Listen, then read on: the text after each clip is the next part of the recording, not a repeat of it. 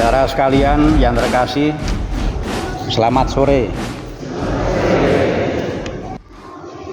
Saya punya pengalaman mengesan beberapa tahun yang lalu. Waktu itu saya didatangi oleh calon katekumen, belum Katolik, bahkan juga belum katekumen, baru calon katekumen, namanya simpatisan. Orang ini datang kepada saya lalu bercerita tentang yang saya tugaskan. Saya memberi tugas supaya dia berusaha untuk membaca kitab suci setiap hari. Dia mengatakan tugas yang pastor berikan sudah saya laksanakan. Bagus. Kapan kamu melaksanakan? Setiap hari. Kamu setiap hari bisa membaca kitab suci? Bisa. Apa yang kamu rasakan? Awalnya sulit. Sesuatu untuk diawali meskipun bagus, sulit. Tapi niat saya lebih kuat dibanding kesulitan itu. Maka meskipun sulit saya berusaha. Pokoknya saya harus bisa. Lalu setelah dilewati, akhirnya yang semula itu dirasakan sebagai yang sulit, lalu enggak lagi. Malah sekarang saya merasakan kalau ada hari tertentu belum membaca kitab suci, rasanya ada yang kurang. Kemudian saya bertanya, apakah kamu ngerti apa yang kamu baca? Firman Tuhan, kitab suci. Nggak ngerti. Loh, nggak ngerti kok semangat menikmati membacanya. Lalu dia kutip ayat yang dia ingat. Karena saya terkesan oleh kata-kata Yesus, di mana Yesus berkata, manusia hidup bukan hanya dari roti, tetapi juga dari firman yang keluar dari mulut Allah. Jadi yang saya pahami, Yesus itu menjelaskan bahwa sebenarnya firman yang keluar dari mulut Allah, sabda Tuhan, itu juga makanan. Dan saya punya banyak pengalaman soal makanan. Setiap hari saya makan. Ada begitu banyak makanan yang meskipun saya nggak ngerti, tetapi kalau itu saya makan, maka itu memberi manfaat bagi saya. Itulah keyakinan saya. Begitu juga soal firman, soal kitab suci. Meskipun saya nggak ngerti yang saya baca, tapi karena itu makanan, maka kalau itu saya baca, saya renungkan sebisanya, meskipun nggak ngerti, itu memberi manfaat. Lalu saya menanggapinya, loh kok sama? Saya itu setiap hari makan makanan yang tidak pernah tahu yang ngirim lingkungan mana, yang masak itu siapa, tetapi ketika itu dimakan memang memberi manfaat. Jadi kitab suci itu memang luar biasa. Sama dengan makanan, nggak ngerti tetapi kalau dimakan bermanfaat. Lalu kemudian saya mengatakan, wah, saya jadi ingin mengapresiasi. Saya ingin memberi hadiah ke kamu karena kamu punya ketekunan membaca kitab suci meskipun gak ngerti, karena disertai sebuah keyakinan bermanfaat. Mau gak saya beri hadiah? Mau. Hadiahnya adalah, yuk saya ajak ke gereja. Lalu masuk gereja. Duduk tenang, hanya berdua. Saya mengatakan, lihat lemari besi yang di depan itu. Lalu dia mengatakan, itu tabernakel. Loh, kamu sudah tahu. Saya banyak belajar, saya banyak membaca. Saya mengatakan, perhatikan tabernakel itu. Lihat, memang besi, tetapi kotor, kusam, tidak mengkilap, jelek. Betul dong. Tapi di dalam ada Tuhan Yesus. Yang di dalam itulah yang membuat orang bersembah sujud menghargai. Luarnya jelek, tampilannya nggak bagus, tapi di dalam ada Tuhan Yesus. Itu yang membuat bagus. Lalu kemudian saya bilang, oh kamu hebat juga. Lalu kemudian dia mengatakan ini, saya jadi ingat juga di dalam kitab suci. Ingat apa? Itu kata-kata yang kurang lebih bunyinya adalah, bahkan kalau ada seorang bapak yang jahat sekalipun, nggak mungkin memberi kepada anak batu ketika anaknya minta roti. Nggak mungkin seorang bapak yang jahat memberi kepada anak kalajengking ketika anaknya minta ikan. Yang jahat itu ternyata juga bisa menghadirkan yang baik. Karena apa? Memang tampak luarnya jahat dan memang dia punya kejahatan.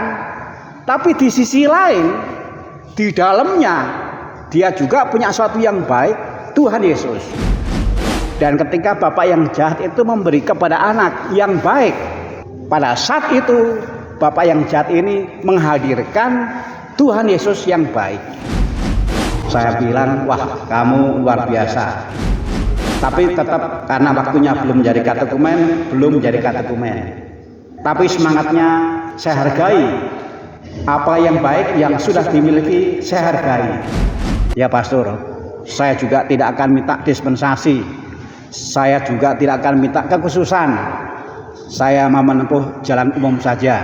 Yang umum dijalani itulah yang mau saya jalani untuk menjadi Katolik. Luar biasa.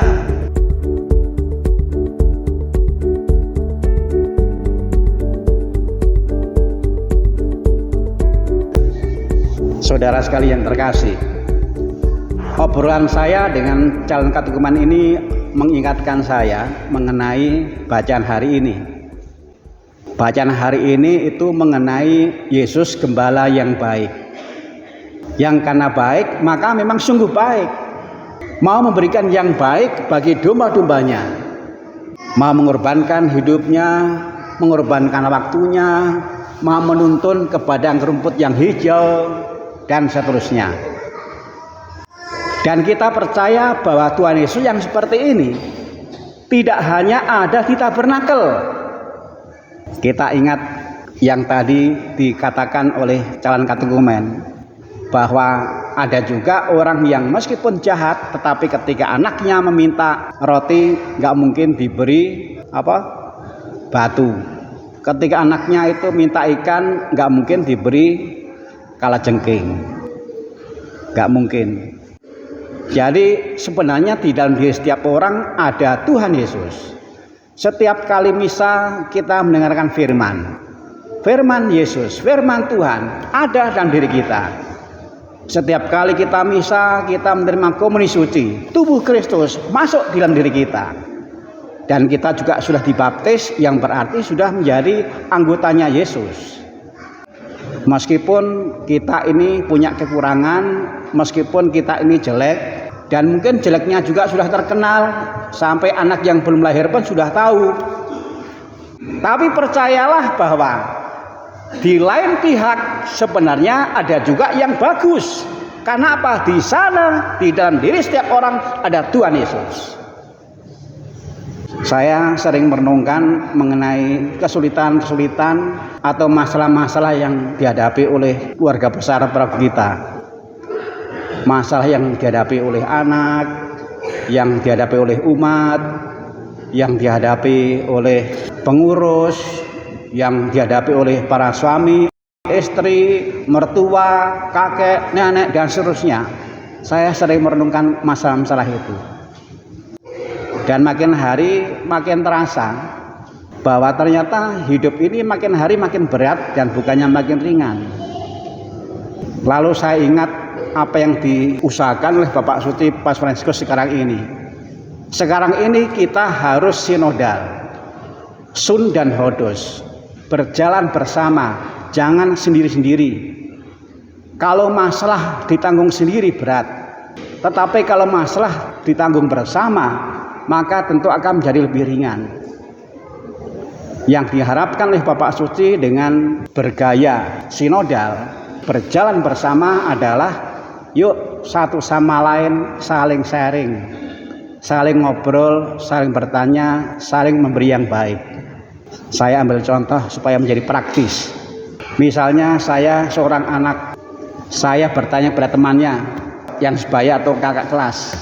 Saya mau bertanya, tolong beri saya nasihat yang baik supaya saya bisa berkurang sikap membantah ke orang tua. Kalau seorang istri misalnya tanya ke istri yang lain. Saya seorang istri, minta nasihat yang baik. Apa yang saya lakukan supaya saya bisa lebih sabar menghadapi suami, sabar menghadapi anak, sabar menghadapi tetangga.